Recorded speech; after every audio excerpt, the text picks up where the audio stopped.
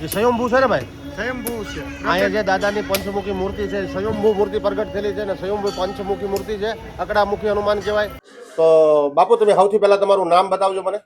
હું અકરામુખી હનુમાનજી મંદિર વડોદરા નો ટ્રસ્ટી ભરતકુમાર. હાલો મારી યુટ્યુબ ફેમિલી બધાને જય માતાજી, હર હર મહાદેવ, જય શ્રી કૃષ્ણ. તો આપણે સરસ મજાનો બ્લોગ ચાલુ કરી દીધો છે ને આજે આપણે જવાનું છે હનુમાન દાદાના મંદિરે દર્શન કરવા માટે. એટલે અમે બંને માણસ તૈયાર થઈ ગયા છીએ અને ક્યાં દાદાના દર્શને જઈને કન્ટિન્યુ મારા બ્લોગની અંદર બના રહીજો. એટલે હું તમને બધા કેટલા જવું છે આજે હનુમાન દાદાના દર્શન કરવા. એમ દાદાના દર્શન કરવા માટે તૈયાર થઈ ગયા છે. આજે છે ભાઈ શનિવાર, આજે શનિવાર છે અને શનિ જયંતિ છે અને હનુમાન દાદાના દર્શન કરવા જવાના છે. 5મો મહિનો 16 તારીખને શનિવાર છે. તો આપણે નીકળી ગયા છીએ દાદાના દર્શન કરવા માટે. હવે ક્યાં મંદિરે જઈને કન્ટિન્યુ મારા બ્લોગમાં બના રહેજો. આ બ્લોગ તમને સારો લાગે તો નાની એવી કમેન્ટ કરી નાખજો. ચાલો જય. હાલો મિત્રો, આપણે સરસ મજાના તૈયાર થઈ ગયા છે ને આપણે ગાડી પણ તૈયાર મજાની જો આપણી ગાડી કાઢી લીધી છે. આપણે સરસ મજાના તૈયાર થઈ ગયા ને આપણે ગાડી પણ શરૂ થઈ ગઈ છે. બરોબર, માણસ બેસી ગયા છે. અમારા મેડમ પાછળ આવી ગયા છે ને હું તૈયાર થઈ ગયો છું. હવે નીકળી છે હનુમાન દાદાનું નામ લઈને. ક્યાં મંદિરે જાઉં તમને બતાવશું. તો ચાલો જય હનુમાન દાદા. તો આપણે પહોંચવા આવી ગયા છીએ રંગોલી ચોકડી.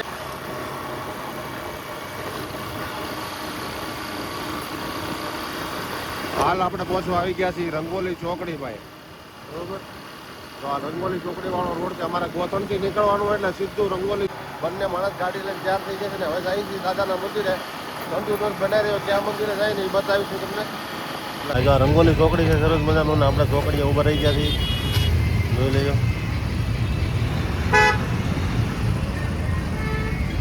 રંગોલી ચોકડી ઊભા રહી ગયા છે સરસ મજાના. માવા લઈ લીધા છે ને હવે માવા લઈને હવે આપણે ગાડી અહીંથી રવાના થઈ જાય.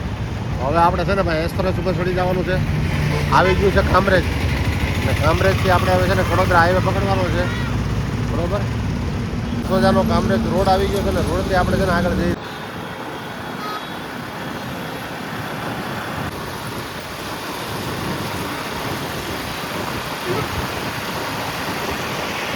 જય માતાજી, આપણે પહોંચી ગયા છીએ ભાઈ અકડામુખી હનુમાન દાદાને. હવે છે ને અંદર ગેટની અંદર પ્રવેશ કરવાનો. સામે ગેટ છે ને ગેટની અંદર પ્રવેશ કરવાનો છે. બંને માણસ ભાઈ છે ને ભાઈ ફર્સ્ટ ક્લાસ અકડામુખી હનુમાન દાદાના મંદિરે પહોંચી ગયા છીએ.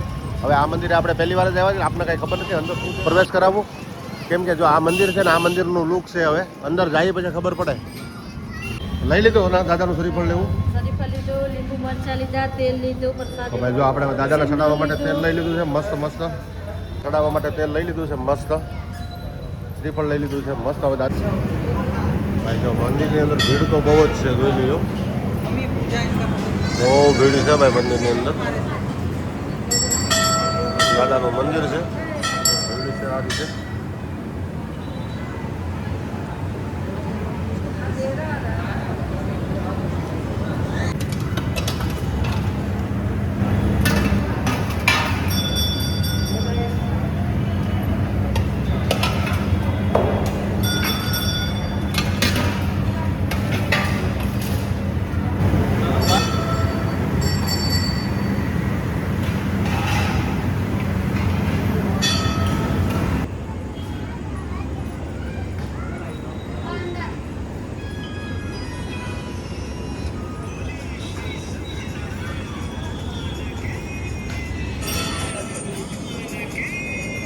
જો ભાઈ મસ્ત પૂજા કરશે.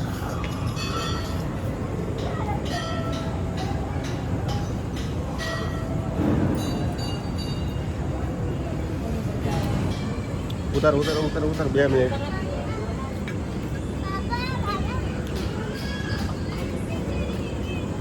ચાલો રેડી. તો ભાઈ આપણે છે ને હવે 11 મુખવાળા હનુમાન દાદાના મંદિરે આવી ગયા હતા વડોદરાની અંદર. મેં તમને વડોદરાના હનુમાન દાદાના દર્શન કરાવી દીધા. મસ્ત સરસ મજાના એક દર્શન કરાવ્યા છે. અમે બંને માણસ જો દર્શન કરવા આવ્યા છે. મંદિર છે.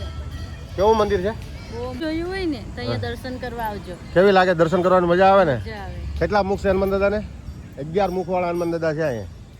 એટલે ખાસ કરીને દર્શન કરવા આવો ને તો ભાઈ આપણે 11 મુખવાળા હનુમાન દાદા છે ને જેને નહીં જોયું હોય ને એ દર્શન કરવા આવજો. બહુ મસ્ત છે.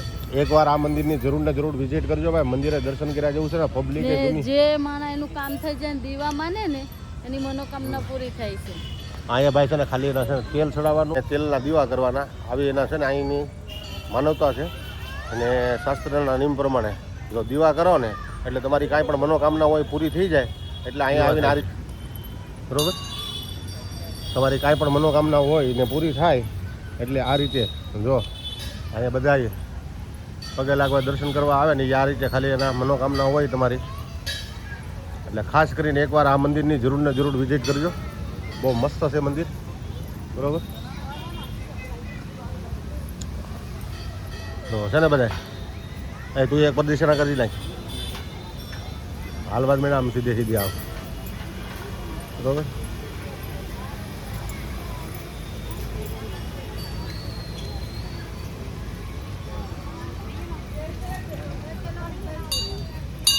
અમારા મેડમે પ્રદક્ષિણા કરી નાખી છે, કેમ કે આપણી મનોકામના જે હોય ને દાદા બહાર માગીને દાદા મસ્ત અકડામુખી હનુમાન કહેવાય છે ને, 11 મુખવાળા હનુમાન દાદા છે. આવા હનુમાન દાદાનો તમે પહેલી વાર એનો વિડીયો જોયો છે, એવા હનુમાન દાદાનો વિડીયો બતાવવાનો છે. એટલે ખાસ કરીને મારા બ્લોગની અંદર કન્ટિન્યુ આખો બ્લોગ જોયો તો તમને ખબર પડશે. ખબર છે અકડામુખી હનુમાન દાદા, ખાસ કરીને આખો બ્લોગ નિહાળજો, બરોબર. એટલે મને ખાસ કરીને કહેજો, બરોબર.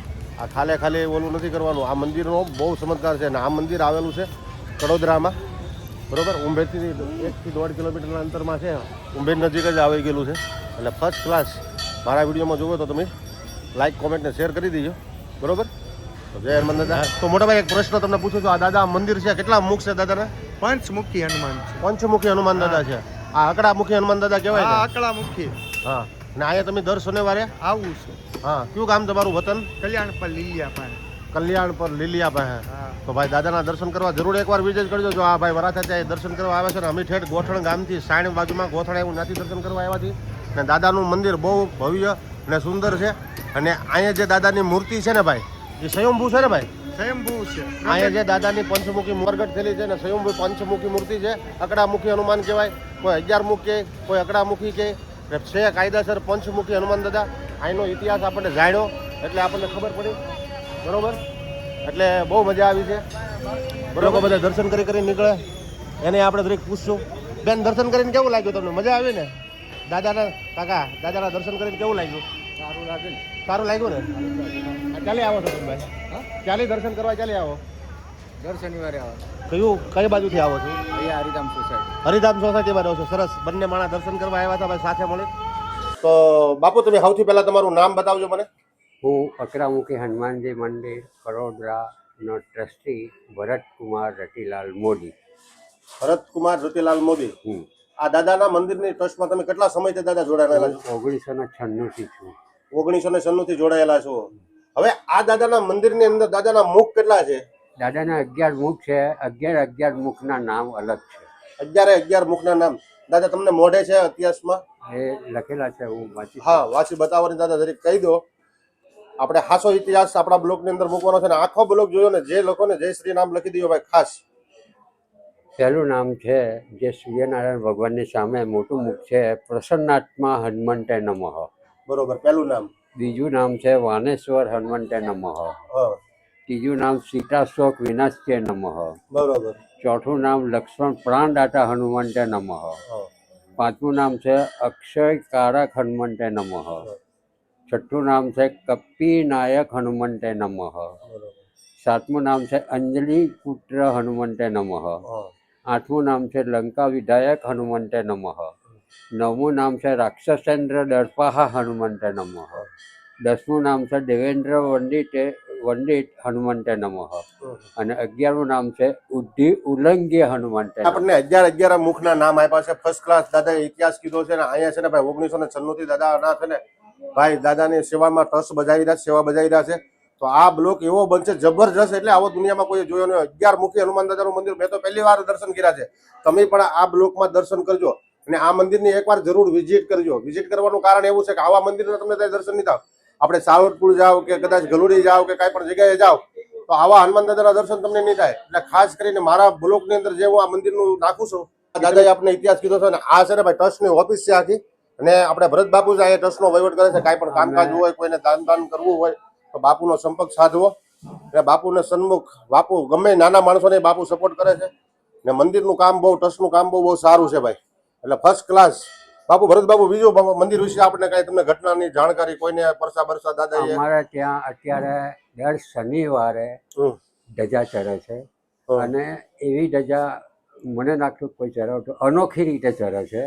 7 વાગ્યા પહેલા અમે બોલાવીએ છીએ ધજા ચરાવનારને, અહીંયા નોંધ ચાલે છે. અત્યારે મારી પાસે 5 શનિવારની નોંધ તો દાદાને કાંઈ કોઈ પણ ધજા ચડાવી હોય તો ભાઈ એના છે ને આગળથી બુકિંગ કરાવી લેવાનું. કેમ કે જો 10 શનિવાર 5 શનિવાર તો આગળથી બુકિંગ થઈ ગયેલા છે. અને અહીંયા અનોખો સમય છે ભાઈ. દાદાને દર શનિવારે ધજા ચડાવવામાં આવે. અને આજે હું જે બ્લોગ બનાવી રહ્યો છું ને એ બ્લોગની અંદર એવી ખાસિયત છે કે શનિવાર છે, શનિ જયંતિ છે, અને આજે હું હનુમાન દાદાના મંદિરે પહોંચ્યો છું. ને અમાવસ્યા શનિ છે. એટલે ખાસ કરીને આ ઘટના ને આ દાદા ભરત બાપુ મને મળી ગયા છે. મારા એક ભાઈ હારા છે, મેં એક દાદાની ભક્તિ થોડી ઘણી કરી છે. એટલે આજે પંચમુખી નહીં પણ 11 મુખ હનુમાન દાદાના દર્શન મારે વાત થઈ છે. ભરત બાપુ બહુ તમારો ખૂબ ખૂબ અભિનંદન. અમને બહુ સરસ મજાનો તમે ઇતિહાસ જણાવ્યો છે. અને આ બ્લોગ હું છે ને ભાઈ યુટ્યુબ ની અંદર મૂકું ને આ ભરત બાપુની પરમિશન મેં લીધેલી છે. ને આ મંદિરનો જેટલો મેં બ્લોગ ઉતાર્યો છે બહારથી, અંદર મેં દાદાનું નથી લીધું પણ બહારથી થોડોક બ્લોગ મેં ઉતાર્યો છે. એટલે બધાને ભાઈ આપણે પૂછી કાઢવી ને ખાસ આ બ્લોગની અંદર બધા બિરાજમાન થયો અને આ બ્લોગ જોઈ ને જય શ્રી રામ લખવાનું કોઈ ભૂલતા નહીં. પ્રેમથી જય શ્રી રામ. જય શ્રી રામ. જય શ્રી